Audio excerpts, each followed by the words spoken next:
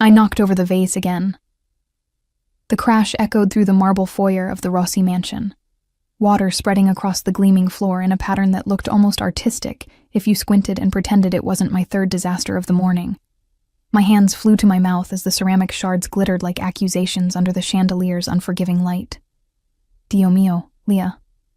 Grace appeared from the kitchen doorway, dish towel slung over her shoulder, shaking her head with that mix of exasperation and affection I'd come to recognize over 3 years. That's the second Ming vase this month. Technically, it was Qing Dynasty, I corrected, then immediately regretted it. Which doesn't make it better. I know. I'll pay for it. Again. Add it to my tab. Grace laughed, the sound warm despite my catastrophe. My brother doesn't care about the vases, Kara. He cares that you keep trying to dust them while carrying 3 other things. Use 2 hands. Or better yet, focus on 1 task at a time. Where's the efficiency in that? I grabbed the mop from the utility closet, already calculating how to clean this mess before Marco returned from his morning meeting. I can multitask. I'm excellent at multitask. My phone buzzed. I glanced down to read the text from Henry, my childhood friend who'd recently moved back to the city, and didn't see the shard of porcelain until my knee connected with it. Madonna Santa. Grace rushed over as I hopped on 1 foot, already knowing the small cut wasn't serious, but also knowing I'd somehow gotten vase water on my other shoe in the process. This is what I mean. You're brilliant, Leah. You organize my brother's entire household, manage his schedule better than his actual assistant, remember every detail of every event, but you do it all while tripping over your own feet. It's a gift, I muttered, examining the minor scrape. Some people have grace. I have momentum. The front door opened with the particular weighted sound that meant Marco had returned earlier than expected. My stomach did that stupid flip it had started doing lately whenever he entered a room, which I firmly ignored, because acknowledging it would be acknowledging something I couldn't afford to acknowledge. Marco Rossi walked in like he owned the space, which he did. But it was more than that. At 33, he carried himself with the kind of certainty that came from building an empire through intelligence and ruthlessness in equal measure. His tailored charcoal suit fit perfectly, his dark hair styled with the precision that marked everything he did. But it was his eyes that always caught me. Dark brown, almost black, observing everything with an intensity that should have been intimidating. It was intimidating. I'd just gotten used to it. What happened? His voice was calm, controlled, the same tone he used when negotiating million-dollar deals or handling threats to his operations. I murdered a vase, I announced, still holding the mop. In my defense, it was standing exactly where I needed to reach, and physics betrayed me. Grace snorted. Marco's expression didn't change, but something flickered in his eyes that might have been amusement. The vase, he said slowly, was a wedding gift from the Calabrian family. 17th century. Worth approximately $40,000. My stomach dropped to my knees. I'll start a payment plan, maybe set up a GoFundMe, appeal to the patron saint of clumsy housekeepers. There is no patron saint of clumsy housekeepers, Marco replied, stepping carefully around the water. And you're not paying for it. But you're also not fired, he continued, cutting off my protest, despite Grace's assurances 3 years ago that you were a hurricane in human form who can't sit still. He glanced at his sister, who had the decency to look slightly guilty. She also said you were the most competent, detail-oriented person she'd ever met. Both things appear to be true simultaneously. I opened my mouth, closed it, opened it again. An actual fish would have been more articulate. Marco moved past me toward his office, but paused. Patrick mentioned you called him a muscular broccoli last week, while making his protein shake. Heat flooded my face. I thought he was in the gym. I was talking to Grace. It was a compliment. Broccoli is healthy and... He found it hilarious, Marco interrupted. As did I, when he repeated it during our security briefing. His gaze held mine for a moment longer than necessary. Clean up the vase, Leah. Try not to injure yourself further in the process. He disappeared into his office, leaving me standing in a puddle of my own making, both literal and metaphorical. He likes you, Grace said quietly, mopping up the water I'd somehow forgotten about. He tolerates me because I keep his life organized. I corrected, bending to collect the larger shards. There's a difference. Is there? Grace's knowing smile made me uncomfortable. You've been here 3 years, Leah. You've seen the others he's hired. The ones who were perfectly professional, impeccably qualified, respectful to the point of fear. None of them lasted 6 months. You insult his security chief, break priceless antiques, and walk around humming show tunes while organizing his life with military precision. And he keeps you. That's because I'm good at my job, I insisted. But my voice sounded uncertain even to my own ears. You're excellent at your job, Grace agreed. But that's not why you're still here. Before I could formulate a response that didn't sound defensive, my phone buzzed again. Henry, confirming plans for Friday. Grace glanced at the screen over my shoulder. Who's Henry? Childhood friend. He moved back to the city last month. We're catching up Friday. I typed a quick confirmation. He offered to drive me to the neighborhood reunion thing. Remember those block parties our old street used to do? You grew up in Little Italy? 3 blocks from where Henry lived. We lost touch when I moved for work, but he looked me up through social media. I pocketed my phone. It'll be nice to see everyone again. Apparently Mrs. Chen still makes those dumplings that could cure any bad day. Grace made a non-committal sound that, in retrospect, should have warned me something was brewing. But I was too busy finishing the cleanup, reorganizing the disaster I'd created, and trying not to think about why my pulse jumped whenever Marco was nearby. The rest of the day proceeded normally, which in the Rossi household meant organized chaos. I coordinated a dinner party for 8, rescheduled 3 meetings, managed to order replacement orchids for the ones I'd overwatered last week, and only tripped twice. Progress. That evening, as I prepared to leave, Marco emerged from his office. Leah. I turned, smoothing my shirt automatically. Yes? The Santoro contract negotiations. You left the updated terms on my desk. With the modifications you wanted, color-coded by priority. The sections requiring immediate attention are marked in red. Yellow for review by end of week. Green for... I know the system. He stepped closer, and I caught the scent of his cologne. Something expensive and subtle that reminded me of cedarwood and confidence. You anticipated the counter-arguments I'd need for Sections 7 and 9. Added supporting data I hadn't requested. You would have needed it eventually, I said, uncertain whether this was praise or criticism. The Santoros always push back on liability clauses. I pulled comparable contracts from similar negotiations to strengthen your position. Marco studied me with that intense focus that made me feel simultaneously seen and scrutinized. You're wasted as household staff, Leah. I'm not wasted. I'm exactly where I caught myself before saying something revealing. I'm good at this. You're extraordinary at this. He leaned against his desk, arms crossed. You notice everything, remember everything, process information faster than most people on my actual business team. Then it's a good thing I work for you, I managed, proud that my voice stayed steady despite my heart attempting to escape my ribcage. Yes, Marco said quietly. It is. The moment stretched, waited with something I didn't want to examine. Then Grace called from the kitchen about tomorrow's menu, and the spell broke. Good night, Mr. Rossi, I said, reverting to formality like armor. Marco, he corrected, as he had been correcting for 3 years. How many times must I tell you? At least once more, apparently. I grabbed my bag, offering a smile that felt more real than I intended. Good night, Marco. His expression softened almost imperceptibly. Good night, Leah. Try not to break anything on your way out. The night is young, I called over my shoulder. Anything could happen. I heard what might have been a laugh as I left, but I didn't look back to confirm it. Friday arrived wrapped in the kind of golden autumn light that made even the city's concrete feel romantic. I finished my morning tasks with unusual efficiency, partly because I was excited about the reunion, partly because Marco had been watching me more than usual all week, and it made my hands even clumsier than normal. You're humming again, Patrick observed, entering the kitchen where I was preparing Marco's afternoon espresso. The security chief, still muscular, still reminiscent of broccoli, grinned at me. Hot date? Childhood friend picking me up for a neighborhood thing, I corrected, measuring the coffee grounds with the precision Marco preferred.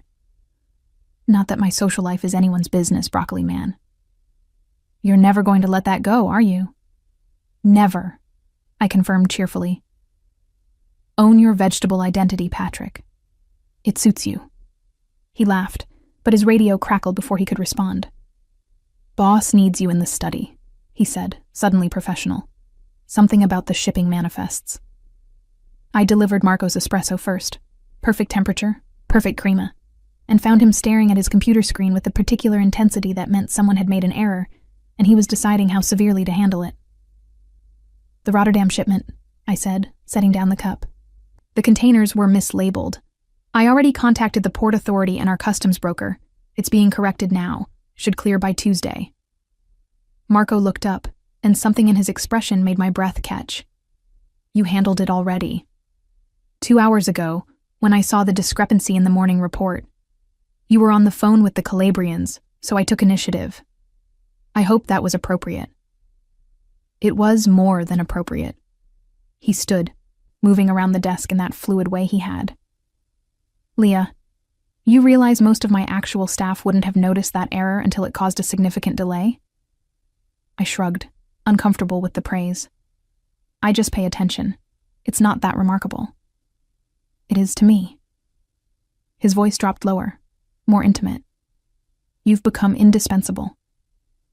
The word hung between us, heavy with implications I couldn't afford to explore. I should finish the library reorganization before Henry arrives. Grace mentioned you wanted the reference section. Henry. Marco's tone shifted, cooling slightly. The childhood friend. Right. He's picking me up at 6. I checked my watch, already calculating how much time I had. The reunion starts at 7, but knowing Mrs. Chen, the food will be ready early, and if we're late, we'll miss the good dumplings. He's driving you. It wasn't a question, but I answered anyway. My car's in the shop. Timing belt. Henry offered when I mentioned it yesterday. He's going to the reunion too. He grew up 2 blocks from my family. I started toward the door, then paused.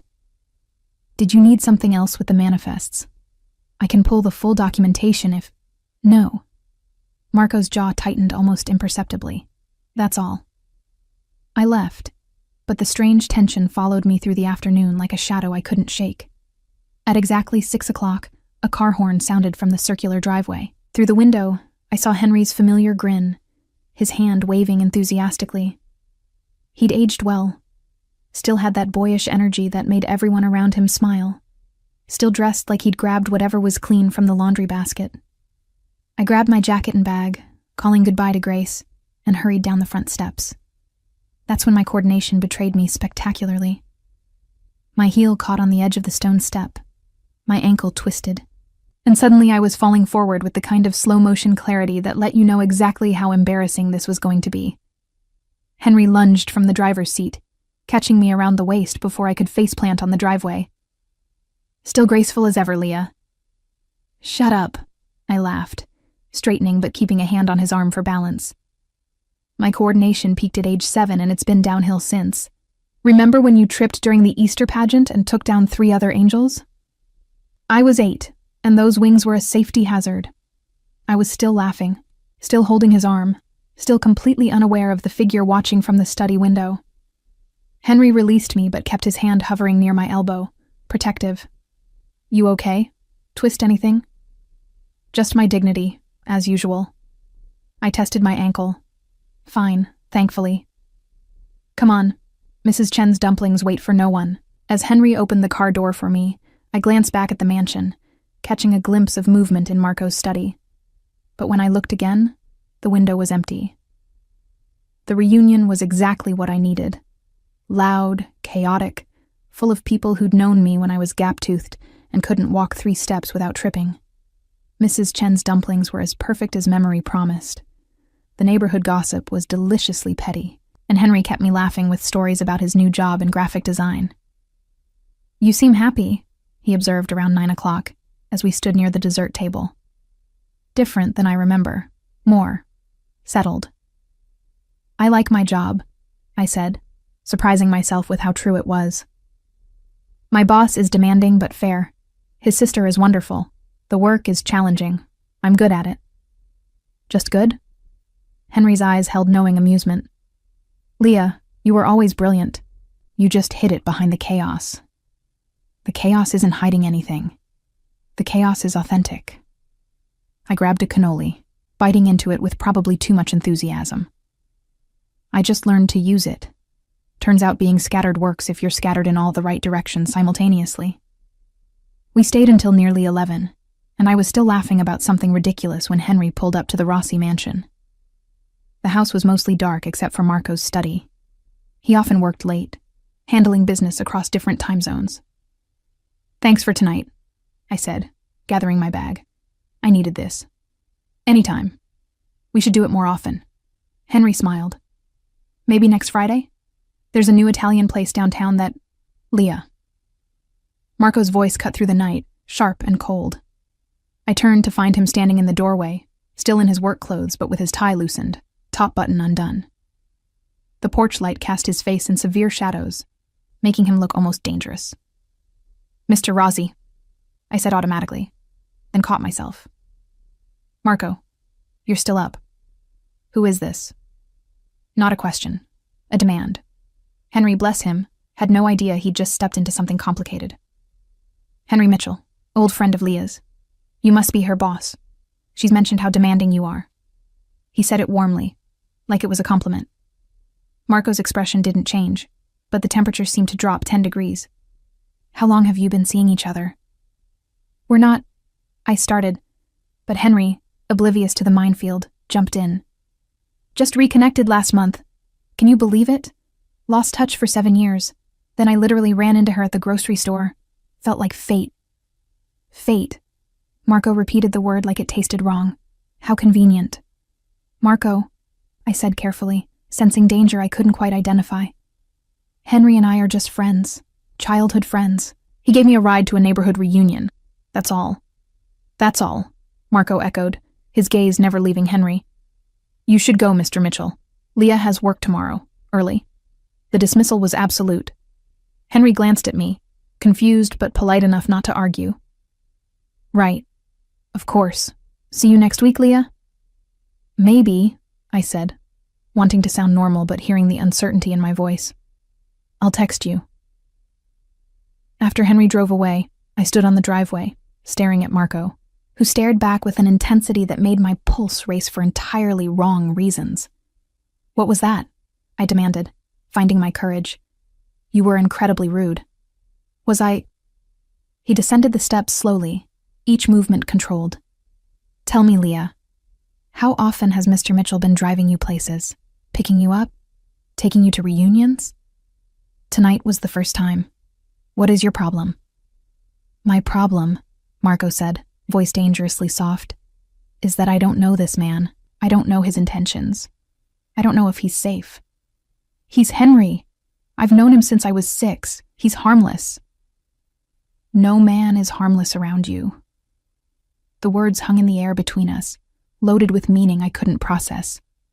Marco's jaw clenched like he regretted speaking, but his eyes held mine, unflinching. That's not fair, I said quietly. You don't get to police my friendships. You're my employer, not my keeper. Am I? The question was barely audible. Is that all I am to you, Leah? My heart hammered against my ribs. What else would you be? For a moment I thought he might answer honestly, but then his expression shuddered, walls slamming back into place. Nothing, he said, turning toward the house. Get some rest. Tomorrow's schedule is demanding. I watched him disappear inside, leaving me standing in the driveway, confused and inexplicably hurt by something I couldn't name. Grace found me 10 minutes later, still standing there like an idiot. He saw you, she said simply. Through the study window. Saw Henry catch you. Saw you laughing. Saw the way you touched his arm. So? So my brother, who never loses control, just interrogated your friend like he was a hostile witness. Grace's expression was sympathetic. Leah, Kara, when are you going to admit what's happening here? Nothing's happening, I insisted. He was just being overprotective. You know how he is about security. That wasn't security. Grace squeezed my shoulder. That was jealousy. And if you can't see it, you're not as observant as I thought." She left me with that bomb, and I stood in the darkness, replaying every moment, every glance, every weighted word. Marco Rossi, jealous. Over me. It was impossible. It was absurd. It was, my traitorous heart whispered, exactly what I'd been hoping for without admitting it. The following week passed in a strange, tense dance where Marco and I circled each other like wary combatants who'd forgotten why they were fighting. He was colder, more distant, every interaction clipped to pure necessity. I was defiant, deliberately cheerful. If he wanted to be ridiculous about Henry, fine. I'd be aggressively normal about my friendship. Wednesday afternoon, my phone buzzed during lunch preparation. Henry, asking about Friday plans. Before I could think better of it, I answered his call on speaker while chopping vegetables.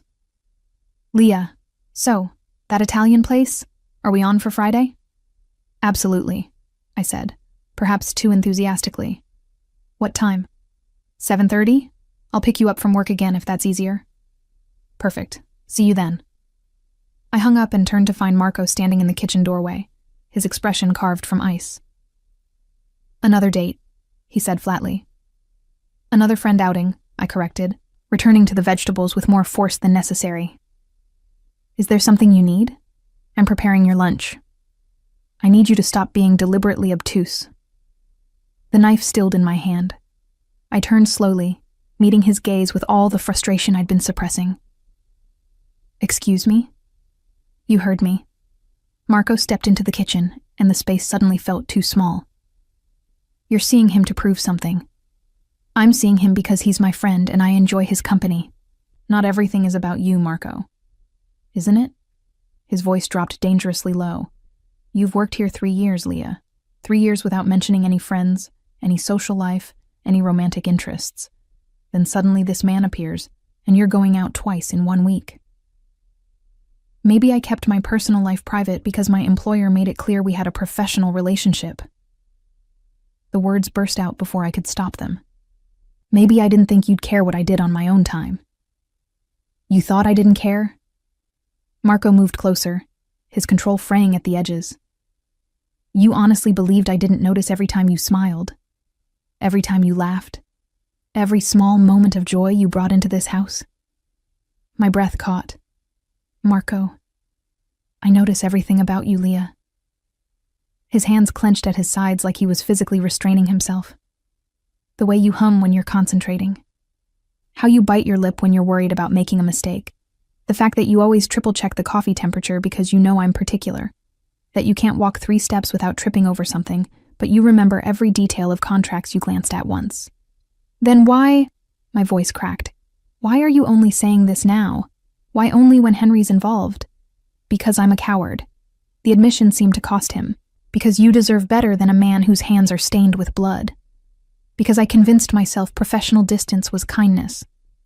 And because watching another man catch you, make you laugh, plan dinners with you, it broke something in me I didn't know could break." The kitchen fell silent except for our breathing. "You're jealous," I whispered, finally saying it aloud. "Yes." No hesitation. "Irrationally, completely, frustratingly jealous of a man I've never met, who's done nothing wrong except exist near you." I should have been angry, should have maintained boundaries, should have protected myself. Instead, I said, "Henry's gay, Marco." He blinked. "What?" "Henry's gay. Happily partnered for 3 years with a man named Thomas, who's a pediatric surgeon. He couldn't make the reunion because he was on call." Henry showed me approximately 400 pictures of their cat, Mr. Whiskers, who apparently has Instagram followers. Marco's expression cycled through several emotions too quickly to track. "He's not remotely interested in me romantically. Never has been. We're friends. Actual, platonic, childhood friends who lost touch and reconnected." I crossed my arms, suddenly aware I'd been defending myself against accusations no one had made. "The Italian restaurant? He wants me to meet Thomas officially. It's a double friend date situation where I'll probably be the awkward third wheel talking too much about pasta shapes." "Pasta shapes," Marco repeated faintly. "I have opinions about pasta shapes. It's a whole thing. I was babbling now, nervous energy spilling out. Rigatoni is superior to penne for sauce retention. Fettuccine is objectively better than linguine despite what anyone says. Farfalla is decorative nonsense that... Leah. Marco's voice stopped my ramble. I've been acting like a possessive fool. Yes, I agreed. You have. You interrogated an innocent man, glared at me for a week, and generally behaved like someone with... I stopped, suddenly understanding what Grace had been trying to tell me. Like someone who cares. The words hung between us, fragile and enormous. I do care. Marco's control was completely gone now, raw honesty replacing it. More than I should, more than is appropriate, more than I can rationally explain. He ran a hand through his hair, destroying its perfect styling. You walked into this house 3 years ago, broke a lamp within the first hour, called my accountant mathematically aggressive, and somehow became the center of my entire world. My heart was doing gymnastics. I called Frederick mathematically aggressive because he was. He tried to deduct the flowers as a business expense when they were clearly personal. You were right. You're always right about these things. You see details everyone else misses. You organize chaos into clarity. You make impossible things possible while tripping over your own feet. Marco stepped closer, and I could feel the heat radiating from him. And somewhere in the last 3 years, I stopped seeing you as staff and started seeing you as you. Brilliant, chaotic, essential you. Marco. My voice came out breathy. This is complicated. I know. You're my employer. I know. There are power dynamics and professional boundaries and... I know all of it, Leah. His hand rose, hovering near my face but not touching, asking permission. Tell me I'm alone in this. Tell me you don't feel it too, and I'll step back. I'll maintain distance. I'll be only your employer. But tell me the truth. I should have lied. Should have protected us both. Should have been smart. Instead, I said, I notice things too, you know, like how you always pour your own coffee when I'm running late so I don't stress about it. How you rescheduled the Calabrian meeting last month because you knew I had a migraine, even though I didn't mention it. How you keep replacing the vases I break with cheaper versions, so I stop panicking about the cost. How you look at me sometimes like I'm something precious instead of something clumsy. His thumb brushed my cheek, the touch sending electricity through my entire nervous system. You are precious, clumsy and precious, chaotic and perfect. I'm going to drop something if you keep saying things like that. Fair warning. Marco laughed, actually laughed, and the sound was worth every broken vase, every awkward moment, every complicated feeling I'd been suppressing. Drop whatever you want, he said. I'll replace it all. But Leah, I need to know. I feel it too, I interrupted, because apparently I couldn't let him finish sentences tonight. I've felt it for months, maybe longer. I just thought. I bit my lip. You're perfect, Marco, controlled and powerful and successful. I'm the disaster who reorganizes your files while humming show tunes. I never imagined you'd look at me as anything but the hurricane your sister hired. Perfect. He repeated the word with something like wonder. Leah, I haven't felt human in years. I built walls so high I forgot what it felt like to want something beyond power and control. And then you appeared, breaking things and making terrible vegetable-based insults. And suddenly I was human again. Feeling things. Wanting things. His forehead touched mine. Wanting you. This is happening, I whispered. We're actually doing this. Only if you want it. Your choice. Always your choice. I thought about 3 years of carefully maintained professionalism, about power dynamics and appropriate boundaries, about all the rational reasons this was complicated. Then I thought about Marco's rare smiles, about the way he said my name like it mattered, about feeling seen, truly seen, for the first time in my adult life.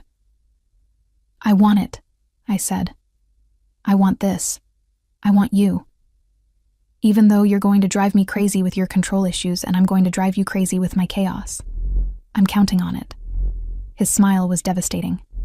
Though perhaps we should establish some ground rules. Like what? Like you're not staff anymore. Not really. We need to redefine this relationship properly. Marco's thumb traced my jawline. I'll hire someone else for household management. You'll work with me in the business side if you want. Your organizational skills are wasted on dusting and meal planning. But regardless, we're equals, Leah. In every way that matters. I like dusting, I protested weakly. And meal planning. And organizing your chaos. Then you can continue doing it because you choose to, not because you're employed to. The point is, removing the power imbalance. You've thought about this. I've thought about nothing else for months. He pulled back slightly, his expression serious. I need you to understand what you're accepting, Leah. My world isn't simple. There are dangers, complications, things I'm not proud of. If we do this, you're choosing all of it. I thought about the last 3 years, about the men in suits who visited for meetings, about the careful way Patrick and the security team operated, about things I'd observed and never questioned because they weren't my business. I'm not naive, Marco. I know who you are, what you do. I met his gaze steadily. I choose it anyway. I choose you anyway. The kiss, when it finally came, tasted like espresso and possibility, and 3 years of restrained wanting. His hands cradled my face like I was something breakable, and I gripped his shirt like he might disappear if I let go. When we finally broke apart, both breathing hard, Marco rested his forehead against mine. I'm still going to dinner with Henry on Friday, I said, because he's my friend, and I want to meet Thomas properly and discuss pasta shapes. Marco laughed against my hair. I wouldn't expect anything less, though I reserve the right to be irrationally anxious about it despite knowing better. You can text me obsessively. I'll respond with terrible vegetable puns about whatever we're eating. That's not reassuring. I never promised to be reassuring. I promised to be me. I pulled back to look at him. Chaotic, clumsy, too honest me. That's all I want, Marco said simply. That's all I've ever wanted. Grace found us an hour later, still in the kitchen, talking about everything and nothing, while I finally finished preparing lunch with Marco, watching like I was performing surgery instead of making sandwiches. Finally, Grace said, not even pretending to be surprised. I was beginning to think I'd have to lock you both in a closet. You knew? I asked. Everyone knew, Kara. Everyone except you two. She kissed her brother's cheek. Try not to break her. She's the best thing that's happened to this family in decades. I'm more worried about her breaking things, Marco said dryly, pulling me against his side. Starting with my composure. Your composure was already broken, I pointed out. I just helped you notice. And really, that was the truth of it. Marco hadn't changed. I hadn't fixed him. We'd simply stopped pretending we were anything other than what we'd become. Two people who saw each other clearly despite the chaos and control, and chose each other anyway. The shift from employer-employee to something infinitely more complicated happened gradually, like watching dawn break, imperceptible, until suddenly everything was illuminated. Monday morning, I arrived at the mansion to find my workspace had been transformed. The small desk in the corner of the kitchen where I'd managed household tasks for 3 years was gone. In its place, nothing. Instead, Grace directed me to the second-floor office adjacent to Marco's study, a room I'd always assumed was storage. It wasn't storage. Floor-to-ceiling windows overlooked the garden. A desk that probably cost more than my car sat positioned to catch natural light. My files, all of them, were already organized on custom shelving.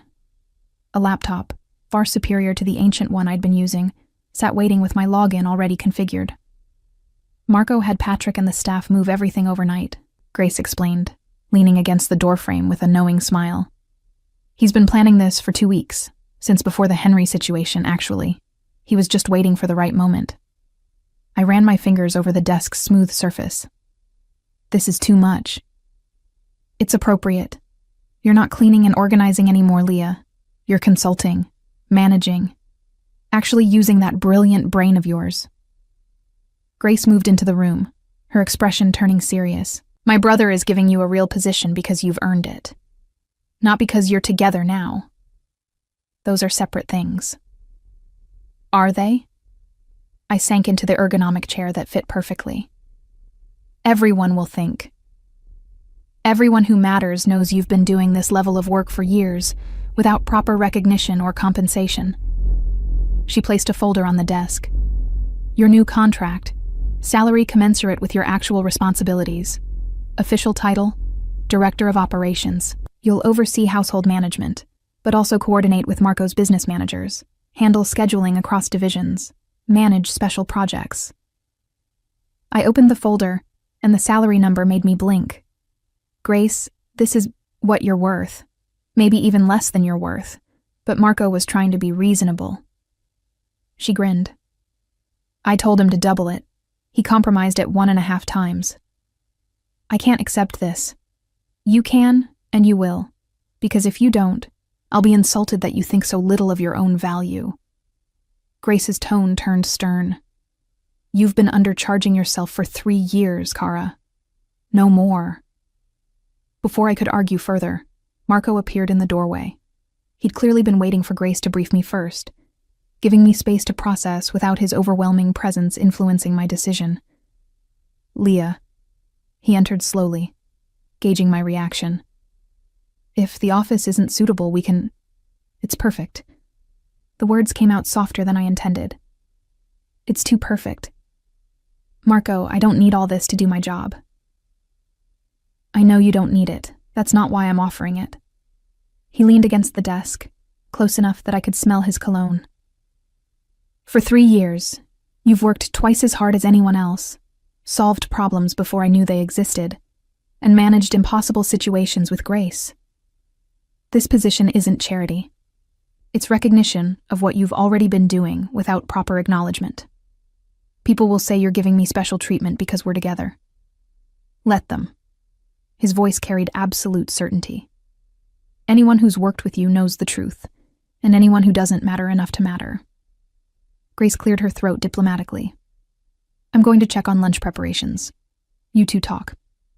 After she left, Marco remained silent, letting me process. It was one of the things I'd learned about him. He knew when to push and when to simply be present.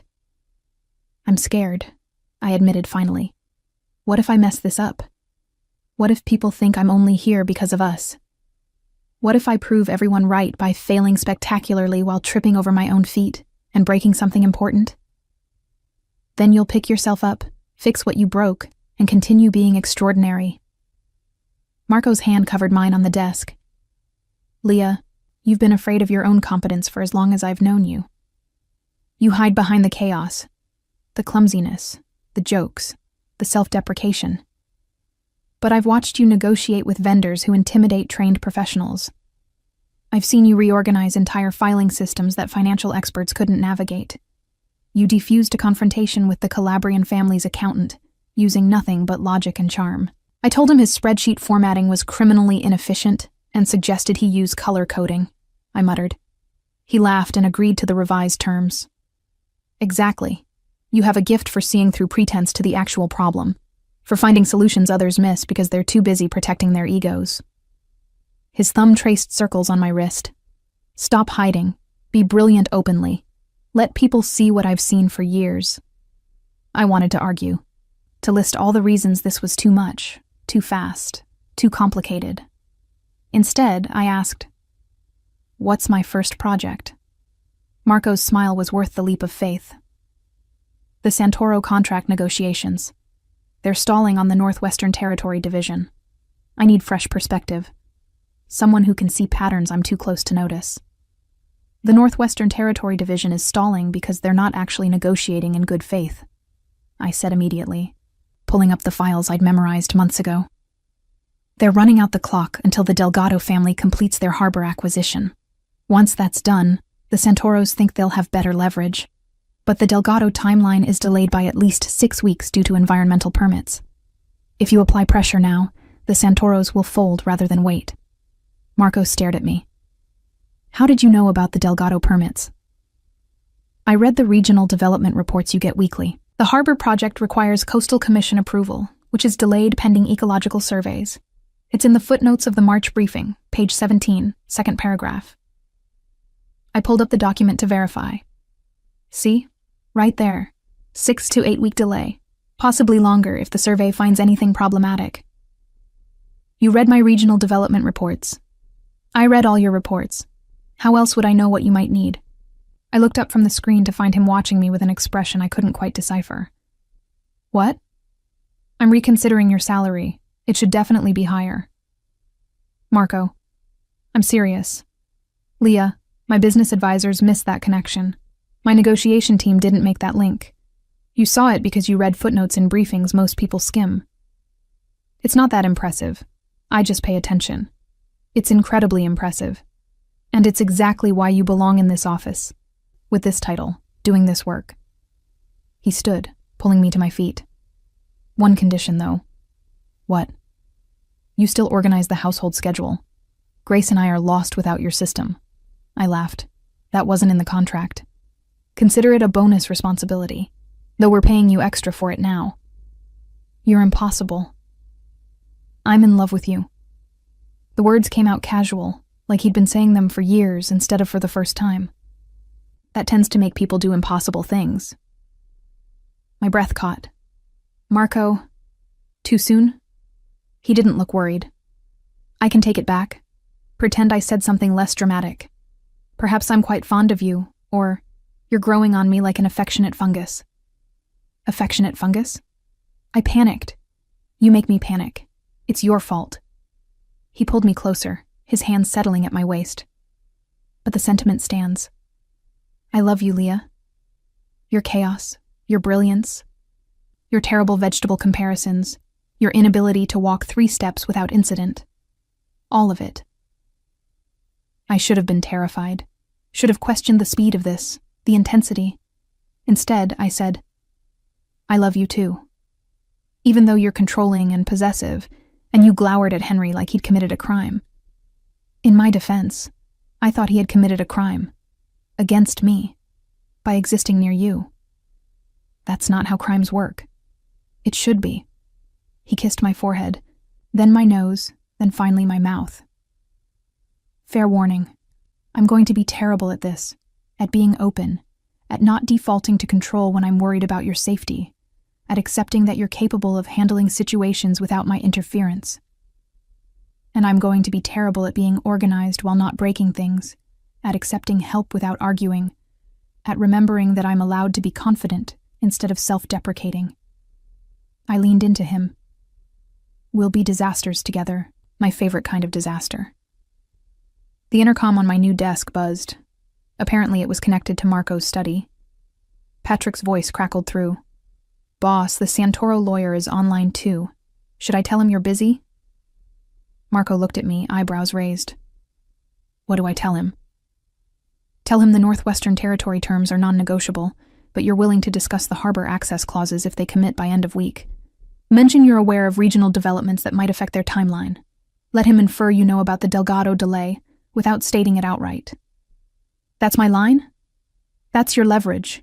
Make them think you know more than you do, which you do now because I told you. I shooed him toward his office. Go negotiate. I have work to do. Apparently I'm director of operations now. Very important. Much responsibility. Leah, I turned back. Thank you, Marco said simply, for seeing me, for choosing this, for being exactly who you are. Thank you for building me an office so I'd stop organizing your life from a kitchen corner like some kind of domestic wizard. Domestic wizard. He shook his head, smiling. I'll add that to your official title. After he left, I sat in my new chair, in my new office with my new title and impossible salary, and felt something unfamiliar settle in my chest. Not happiness exactly. Something bigger, something that felt like belonging. Grace appeared in the doorway with espresso. Perfect temperature, perfect crema.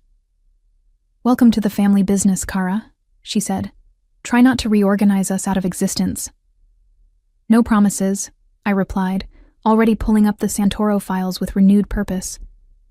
But I'll try to give you warning before I revolutionize everything. That's all anyone can ask.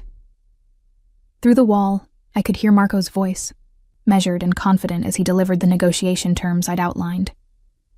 When he reached the part about regional developments, he paused, I imagined him smiling, and then deployed the leverage with perfect precision. I opened my laptop and got to work, feeling more myself than I had in years. Clumsy, brilliant, chaotic, essential me, finally in exactly the right place. 3 weeks into our new reality, I discovered that loving Marco Rossi meant accepting two contradictory truths simultaneously. He trusted me completely with his business operations, and he trusted no one completely with my safety. "You're doing it again," I said, without looking up from the logistics report I was reviewing. "I can feel you hovering." "I'm not hovering." Patrick's voice came from the doorway of my office. "I'm providing security oversight. You've been standing there for 10 minutes watching me type. That's hovering." I turned to face him, arms crossed. "Marco sent you, didn't he?" "Boss wants to ensure the office is secure. New protocols since you've taken on more visible responsibilities." Patrick had the decency to look slightly guilty. "You're handling sensitive information now. Contract details, negotiation strategies, financial projections. That makes you a potential target for people who'd like to undermine the family's operations." "I've been handling sensitive information for 3 years. What's actually changed?" "Now people know you're handling it. There's a difference between being invisible staff and being officially positioned as the director of operations." He moved into the room, his expression serious. "Leah, you're not just Marco's girlfriend. You're becoming a strategic asset to the organization. That changes your risk profile." I wanted to argue, but he wasn't wrong. In the past 3 weeks, I'd attended 2 negotiation meetings, consulted on 4 major contracts, and somehow become the person other department heads contacted when they needed clarity on Marco's priorities. My visibility had increased exponentially. "Fine. Hover discreetly." I returned to the report. "But if you start commenting on my typing speed, we're going to have words." "Your typing speed is impressive. 78 words per minute with minimal errors." "Patrick, just stating facts." He grinned. "Boss also wants me to accompany you to your lunch with Henry and Thomas tomorrow. Security precaution." I sighed. Of course he does. The lunch in question had been rescheduled twice due to conflicting schedules, and I was genuinely excited to finally meet Henry's partner properly. But Marco had been increasingly anxious about it, despite now knowing Henry posed zero romantic threat. "It's not about Henry," Marco had explained the previous evening as we reviewed contracts in his study. "It's about you being in public spaces without security, establishing patterns that people could track, being vulnerable. I'm having lunch with friends, not conducting espionage. To anyone watching, you're now a known associate of the Rossi family. That alone makes you interesting." His hand had found mine across the desk. "I'm not trying to control you, Leah. I'm trying to protect you from dangers you haven't encountered yet because I've kept them away from you." Now, facing Patrick's protective stance, I understood Marco's concern wasn't about jealousy. It was about a world I was only beginning to fully understand. "Okay," I said finally. "You can come to lunch. But you're sitting at a separate table and pretending not to know us." I refused to introduce my security detail to Henry like it's normal. It is normal. For this life. It's not normal for me. Not yet. I saved the report and stood. "I need time to adjust to being someone who needs protecting. Give me that at least." Patrick's expression softened. "Boss said you'd resist. Also said to tell you that resistance is pointless because he's already arranged security whether you agree or not. But he'd prefer you to agree, so you don't spend energy fighting something designed to keep you safe." "He said that exactly?" I'm paraphrasing. He actually said, "Tell her I love her stubbornness, but I love her safety more. And if she argues, remind her she once insisted I wear a seatbelt in my own car, because statistics matter." I laughed despite myself. That's more accurate. "So we agree? I accompany you tomorrow, discreet but present?" "We agree. But Patrick?" I met his gaze. "Thank you for taking this seriously, for understanding I'm not just," I gestured vaguely, "whatever people think I am." "Your family," Patrick said simply. "Grace adores you. Marco loves you. That makes you one of us. We protect our own." The word settled something anxious in my chest. Family. Not just Marco's girlfriend or the director of operations, but actually part of this complicated, dangerous, fiercely loyal unit. That evening, I found Marco in his study, staring at security protocols with the kind of intensity usually reserved for hostile takeovers. "Patrick told me about tomorrow," I said, closing the door behind me. Thank you for caring enough to worry. But Marco, you can't bubble wrap me forever. I can try. He didn't look up from the documents. These are threat assessments from the last 6 months. 3 separate attempts to gather information about my operations through indirect approaches. One tried to bribe a vendor, another posed as a journalist. The third approached Grace at a charity event. I moved behind him, reading over his shoulder. None of them succeeded. Because we were vigilant. Because we anticipated threats. Because we maintained security protocols even when they seemed excessive. He finally turned to face me. I'm not trying to control you, Leah. I'm trying to ensure you're still here next week, next month, next year. That I don't lose you because I was too concerned about seeming overbearing to implement proper protection. You won't lose me. I knelt beside his chair, taking his hands. But you need to trust that I'm not as fragile as you fear. I've survived 25 years of spectacular clumsiness. I can survive being loved by you. It's not the same thing. Isn't it? You're worried I'll get hurt because of who you are. I'm worried I'll break something important in your life because of who I am. We're both afraid of our own natures damaging the other person. I squeezed his hands. But Marco, I choose this. The security concerns, the complications, the visibility. I choose all of it because I choose you. His thumb traced my cheekbone. You're more resilient than I give you credit for. And you're more terrified than you admit, which is actually sweet, in a controlling Italian way. Controlling Italian way? He pulled me into his lap with a raised eyebrow. Should I be insulted? You should be aware that your particular brand of protective intensity is very culturally specific. I settled against him, feeling the tension gradually leave his shoulders.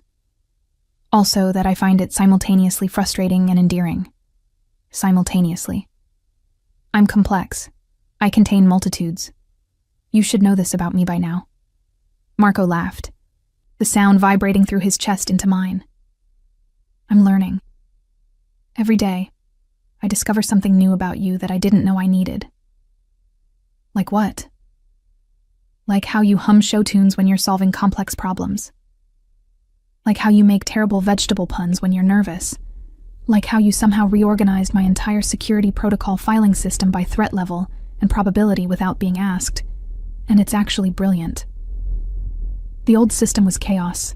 Color coding by type instead of severity. Amateur hour. You're perfect, Marco said softly. Perfectly imperfect. Chaos organized into beauty. That's the nicest thing anyone's ever said about my organizational skills. I meant it about you. The organizational skills are secondary. We sat there in comfortable silence, the weight of his arms around me feeling less like control and more like home. Tomorrow, I said eventually, you're going to worry the entire time I'm at lunch. You'll probably text Patrick every 15 minutes for updates. You'll imagine worst-case scenarios that would never actually happen. Accurate assessment. And I'm going to go anyway, have a lovely meal with my friends, discuss pasta shapes and probably embarrass myself at least twice. And then I'll come home to you, safe and sound, and you'll realize your worry was disproportionate to the actual danger. Also accurate, though I reserve the right to worry regardless. Deal. I kissed him softly. But Marco, at some point, you're going to have to trust that love doesn't make me weaker. It makes me more careful. Because now I have something to come back to. His arms tightened around me. When did you become so wise? I've always been wise. I just hid it behind the clumsiness. I pulled back to look at him properly. Stop underestimating the disaster girlfriend. She's more capable than she appears. The disaster girlfriend, Marco repeated with amusement. Is that your official title now? Director of Operations and Disaster Girlfriend. It has a nice ring to it. It truly doesn't. Too late. I'm having business cards made. The next day, lunch with Henry and Thomas went perfectly. No threats materialized. No dangerous situations emerged. And I only spilled water once. On myself, naturally. Patrick sat 3 tables away, somehow managing to look both intimidating and invisible simultaneously. Thomas was delightful. Warm, funny, exactly as wonderful as Henry had described. They told stories about their cat, Mr. Whiskers, with the kind of affection that made my heart happy. Henry asked about work without prying into specifics, respecting boundaries he probably didn't fully understand but recognized as necessary.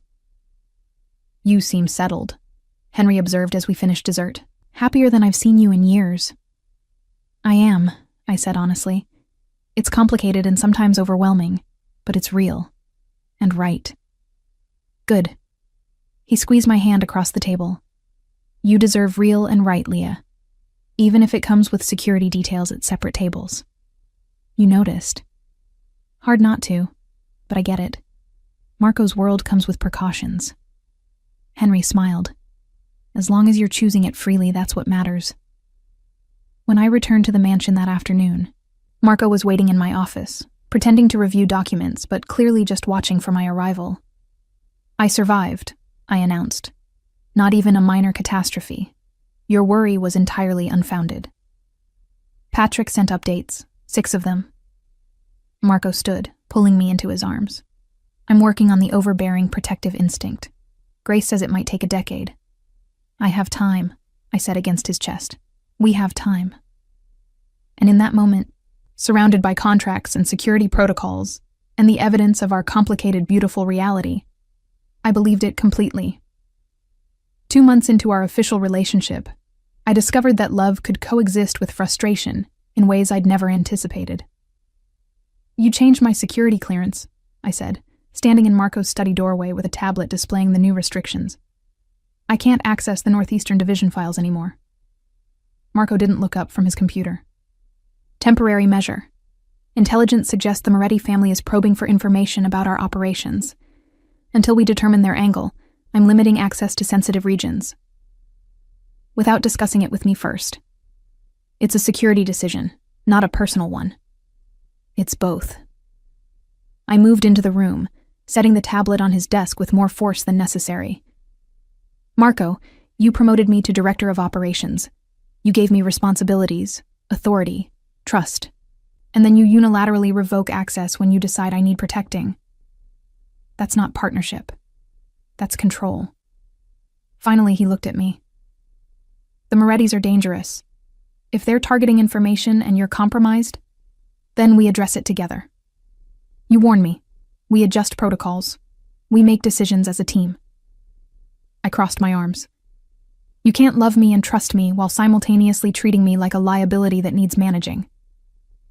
"You're not a liability. You're—" He stopped himself, jaw tightening. "I'm what? Too important to risk? Too precious to expose to reality?" My frustration bubbled over. "I understand your world better than you think, Marco. I've watched, listened, connected dots you assumed I'd miss. I know about the shipping routes through Rotterdam that aren't just shipping. I know the real estate acquisitions in the harbor district involve more than property development. I know because I'm not naive, and I'm not blind." The silence stretched between us, heavy with implications. "You know," Marco said quietly, "and you've never said anything. Because knowing and needing to discuss are different things. You protect me from details I don't require. I respect that. But don't protect me so thoroughly that you erase the person you fell in love with. The one who sees clearly, thinks strategically, and handles complex situations without falling apart." Marco stood, moving around the desk. "I'm terrified of losing you. Every decision I make is filtered through that fear. The Morettis, the Calabrians, even minor threats. They all represent possibilities where you get hurt because of me. Then let me help navigate those threats instead of hiding me from them." I softened my tone, seeing the genuine fear beneath his control. "I'm not asking to be involved in the dangerous parts. I'm asking to be treated as someone capable of understanding them. There's a difference." "You're right." The admission seemed to cost him. "I'm overcompensating. Grace told me the same thing last week. Patrick mentioned it yesterday. Apparently I'm suffocating you while thinking I'm protecting you." "You're not suffocating me. You're just hovering, very intensely, in multiple time zones simultaneously." Despite the tension, Marco's mouth quirked. "That's specific. I access the security logs. You've been monitoring my location even when Patrick's with me. That's hovering in stereo, Marco. It's excessive." It's loving you, he countered, but without his earlier defensiveness. But I hear what you're saying. I'll restore your access. I'll include you in security discussions that affect you. I'll trust that the woman who reorganized my entire operation while tripping over furniture can handle knowing about the Moretti situation. Thank you. I moved closer, taking his hands. I'm not asking you to stop worrying. Worry all you want. Just don't let worry turn into control disguised as protection. Noted. Though you should know the Moretti situation is actually concerning, not manufactured danger to justify my behavior. Real, strategic probing into our northeastern operations. Then brief me properly. Tell me what to watch for, what information they're likely seeking, how I can help, instead of being a weakness to guard. Over the next hour, Marco laid out the situation with complete honesty. The Morettis wanted territory they'd lost in a negotiation years ago. They were gathering intelligence on current operations, looking for leverage points. My access to comprehensive files made me a potential target, not for physical harm, but for social engineering or information extraction. They might approach me, I said, processing. Pose as vendors, clients, friendly contacts trying to gather details. Exactly. Which is why I wanted to limit your access. Less information means less value as a target. But it also means less ability to recognize when I'm being targeted. I pulled up the Northeastern Division files he'd restored. If I don't know what's sensitive, I can't protect it properly. Better to know everything and be alert than know nothing and be vulnerable through ignorance. Again, you're right. I'm learning that your instincts for strategy are usually better than my instincts for protection. They're different instincts, I corrected. Both valuable. We just need to use them together instead of in opposition. The Moretti threat materialized 3 days later, exactly as we'd anticipated, but from an unexpected angle. I was reviewing vendor contracts when my phone rang. Unknown number, which I normally didn't answer. But given current circumstances, I put it on speaker with Patrick present. Miss Walker? This is Thomas Santoro, Regional Development Coordinator. The voice was smooth, professional. I'm calling regarding the harbor project consultation we discussed. We hadn't discussed any harbor project. This was the probe. I caught Patrick's eye, keeping my voice casual. I'm sorry, Mr. Santoro. I think you have the wrong person. I'm not involved in harbor developments. Oh? My apologies. I was told you were Director of Operations for Rossi Holdings. The harbor project intersects with several of your managed territories. Classic fishing technique. Provide general information, see what details the target volunteers. I manage operational logistics, not regional development. You'd want to speak with our property acquisition team. I kept my tone helpful but vague. I can transfer you to that department if you'd like. No need. Perhaps I was misinformed. A pause. Though if you do happen to review any files related to Northeastern Harbor access, I'd be interested in discussing potential collaboration. The Moretti family is always looking for mutually beneficial arrangements. There it was, the Moretti name, dropped deliberately. I'll keep that in mind if anything relevant crosses my desk, I said pleasantly. Thank you for calling. After disconnecting, Patrick was already texting Marco. That was smooth. Most people would have either volunteered information or gotten defensive. Most people haven't spent 3 years watching Marco negotiate. You learn to recognize fishing expeditions. I documented the call in our security log. They know my name, my title, and that I have file access. What they don't know is whether I'm aware enough to recognize their approach. Now they know you are. That'll change their strategy. Good. Better they approach me carefully than assume I'm an easy target. When Marco arrived home that evening, he pulled me into his study before I could even set down my bag. Patrick briefed me, the Santoro call. His hands framed my face. You handled it perfectly. Better than perfectly. You gave them nothing while appearing helpful. That's advanced tradecraft, Leah. I pay attention. You've taught me well. I leaned into his touch. Still think I need protecting from information? I think you've proven you can handle more than I credited. He kissed my forehead. I'm sorry. For underestimating you. For letting fear make decisions instead of trust. You're learning. We both are. I pulled back to look at him properly. This life we're building, it's not traditional. It's not simple, but it's ours. And I choose it, Marco. All of it. The complications, the dangers, the protective security details. I choose this world because I choose you. Even knowing what it means. The constant vigilance, the calculated risks, the reality that people like the Morettis will always be probing for weaknesses. Especially knowing that. Because those challenges don't change how I feel about you. They're context, not deal breakers. I laced my fingers through his. I'm not naive enough to think love conquers everything, but I'm optimistic enough to believe we can navigate everything together. Marco's expression softened into something vulnerable and hopeful. Together. I like the sound of that.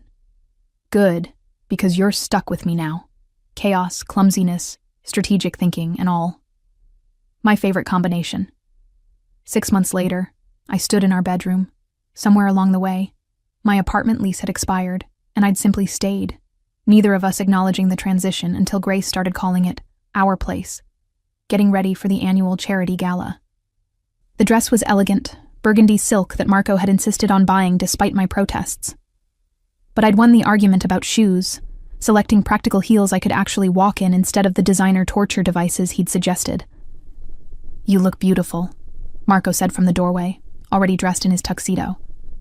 Though I maintain the Louboutins would have been stunning. The Louboutins would have resulted in me falling down the stairs and creating a scene. These are stunning and functional. I turned, letting him zip the dress. How do I look? Appropriately professional for the director of operations attending her first major social event in official capacity? You look like the woman I love. His hands settled at my waist. But yes, also appropriately professional. Grace will be proud. The gala was everything I'd expected. Wealthy donors, careful politics, the subtle dance of power and influence. But this time, I wasn't serving. I was participating. Marco introduced me without hesitation to business associates, rivals, allies, not as his girlfriend trying to hide in the background, but as his partner in every sense that mattered.